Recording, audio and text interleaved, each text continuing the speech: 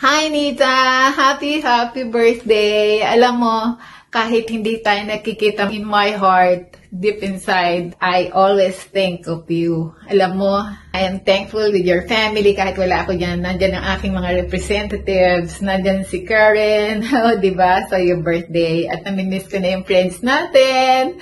Si Sir Okada, si COD at si RW and si Soler. Joke. Anyway, talagang miss ko na yung bonding natin. Pag uwi ko, magkikita tayo. At yung mga friends natin sa RTC Marikina, MTC Marikina, si ex-mayor Marides at yung mayor at vice mayor ngayon ng Marikina. Diba? Kumusta sa kanila at sa lahat ng friends natin dyan.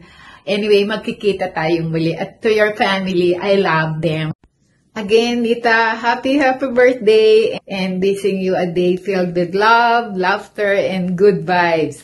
Sana sa pagkikita nating muli, banding na naman tayo. At tayo ay maghuhula hoop, di ba? Yun, pangpaalis ng stress, okay? Halfway around the globe, I love you. Happy birthday from USA with love. This is Beth, your kumare and your friend. I love you.